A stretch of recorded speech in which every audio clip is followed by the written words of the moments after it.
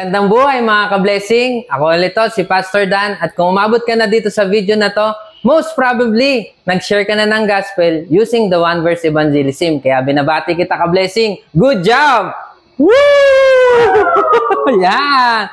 Congratulations ka-blessing! Dahil doon, pupunta na tayo sa next process ng ating ladder of success na tinatawag na consolidation process. Nag-i-start ito kapag dumating o nag-commit na ang ating sinesheran na pumunta sa appointment na sinet up natin last time to start their new life with Jesus. Ay isang manual na nagtuturo sa kanila ng 10 lessons at meron itong mga objective. Una is yung introduce them to Christ. Yan. So dito nila mas makikilala sa tulong mo kung sino si Jesus bilang kanilang Panginoon at tagapagligtas. Pangalawa, objective ng Startup Your New Life is introduce them to you as their new cell leader.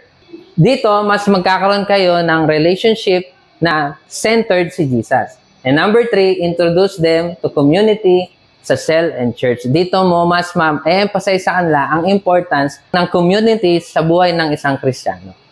So, ka-blessing, alam ko excited ka na mag-share dyan sa bago mong invite. Pero bibigyan muna kita ng mga important tips or key points sa pagtuturo mo din ng Start Up Your New Life. Unang-una, kailangan mo i-prepare yung materials na kailangan. Ito yun. Yan. Available tong Start Up Your New Life manual sa pastor's office. Contact nyo lang po kami to avail this material.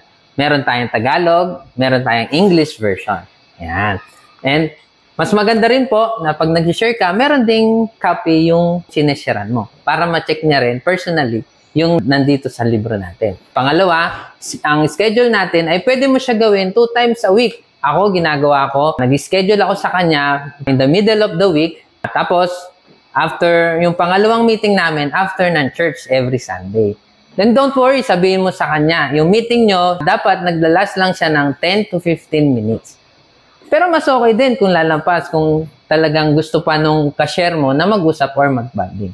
Pangatlo, sa pagtuturo natin ng Start Up Your New Life, iwasan po natin gumamit ng mga religious or mga malalalim na salita. Remember, bago pa lang po yung bago nating sinesharean. That's why mas ma-appreciate po niya at mas maintindihan niya kung gagamit po tayo ng mga related and familiar words.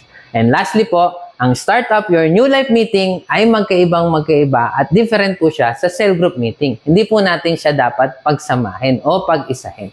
So, yun lang po. Ang next video po natin ay demonstration paano ito gawin sa inyong sinesharean. So, happy sharing ka-blessing. God bless.